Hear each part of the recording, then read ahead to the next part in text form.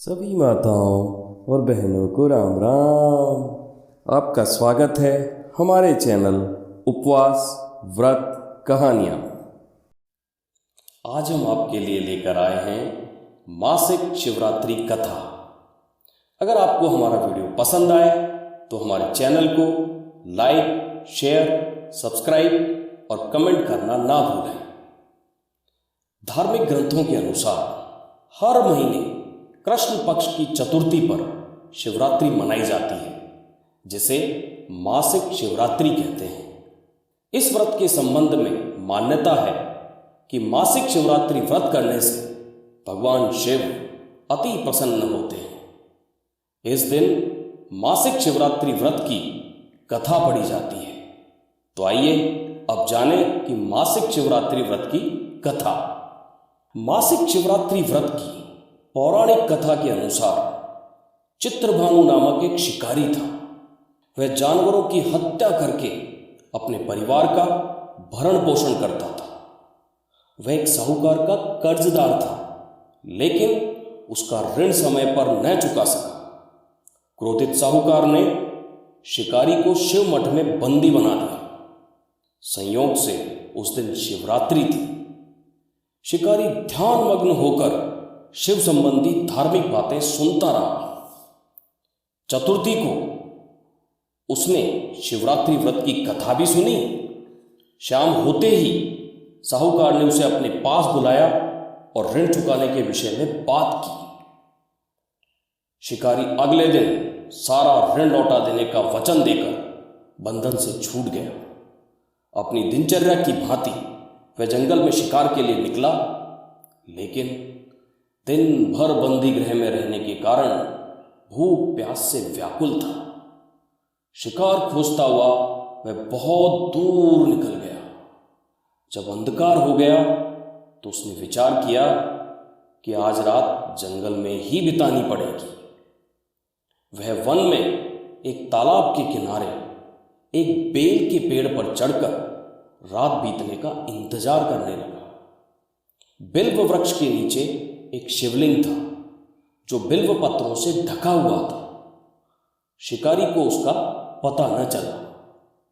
पड़ाव बनाते समय उसने जो टहनियां तोड़ी, वे संयोग से शिवलिंग पर गिरती चली गई। इस प्रकार दिन भर भूखे प्यासे शिकारी का व्रत भी हो गया और शिवलिंग पर बिल्व पत्र भी चढ़ गए।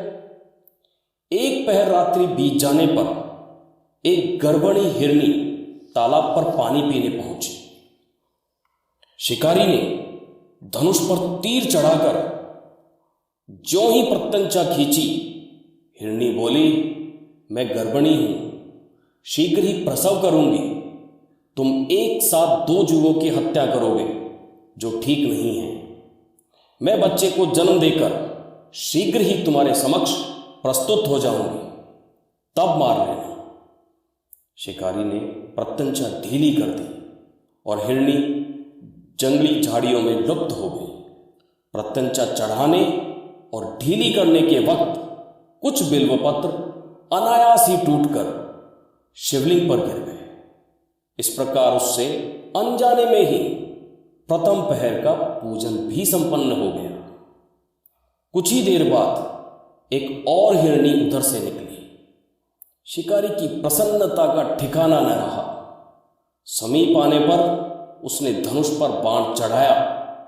तब उसे देख हिरनी ने विनम्रता पूर्वक निवेदन किया, हे शिकारी, मैं थोड़ी देर पहले ऋतु से निवृत्त हुई हूं, कामातुर विरहिणी हूं, अपने प्रिय की खोज में भटक रही हूं। मैं अपने पति से मिलकर शीघ्र तुम्हारे पास आ जाऊंगी। शिकारी ने उसे भी जाने दिया। 2 बार शिकार को खोकर उसका माथा ठनका।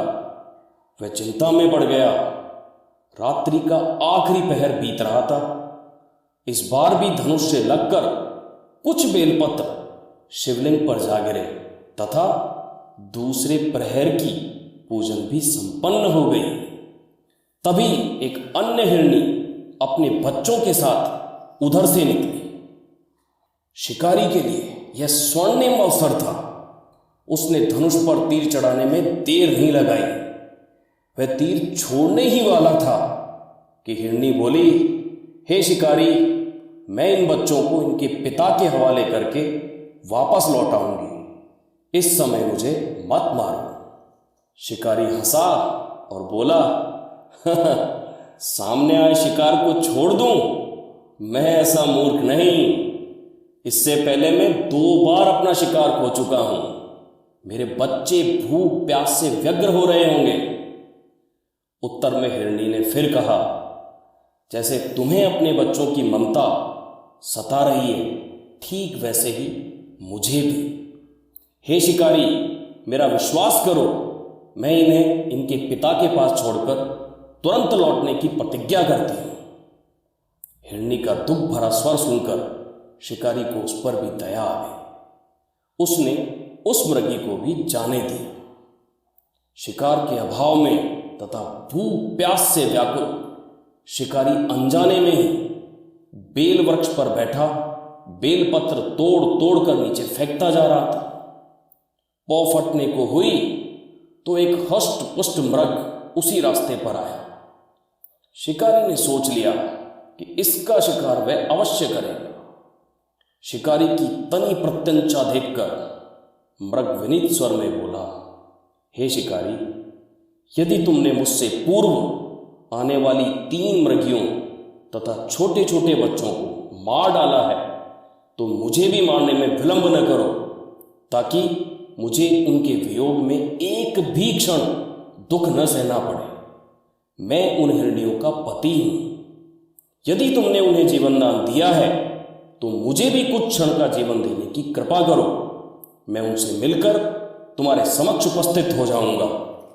मृग की बात सुनते ही शिकारी के सामने पूरी रात का घटनाक्रम घूम गया। उसने सारी कथा मृग को सुना दी। तब मृग ने कहा, मेरी 3 पत्नियां जिस प्रकार प्रतिज्ञाबद्ध होकर गई हैं, मेरी मृत्यु से अपने धर्म का पालन नहीं कर पाएंगी। अतः जैसे तुमने उन्हें विश्वास पात्र मानकर छोड़ा है, वैसे ही मुझे भी जाने दो। मैं उन सब के साथ तुम्हारे सामने शीघ्र ही उपस्थित होता हूं। शिकारी ने उसे भी जाने दिया। इस प्रकार प्रातः हो आई। उपवास, रात्रि जागरण तथा शिवलिंग पर बेलपत्र चढ़ाने से अनजाने में ही शिवरात्रि की पूजा पूर्ण हो गई। पर अनजाने में हुई पूजन का परिणाम उसे तत्काल मिला। शिकारी का हिंसक हृदय निर्मल हो गया। उसमें भगवत शक्ति का वास हो गया। थोड़ी ही देर बाद वह मृग सहपरिवार शिकारी के समक्ष उपस्थित हो गया ताकि वह उनका शिकार कर सके। किंतु जंगली पशुओं की ऐसी सत्यता, सात्विकता एवं सामूहिक प्रेम भावना देखकर शिकारी को बड़ी ग्लानि हुई। उसने मृग परिवार को जीवन दान दे दिया। अनजाने में शिवरात्रि के व्रत का पालन करने पर शिकारी को मोक्ष और शिवलोक की प्राप्ति हुई। ऐसी महिमा है मासिक शिवरात्रि व्रत की। बोलो भगवान शिव की जय। और हां, अगर अभी तक आपने हमारे चैनल को सब्सक्राइब नहीं किया है तो तुरंत सब्सक्राइब करें और बेल आइकन दबाएं।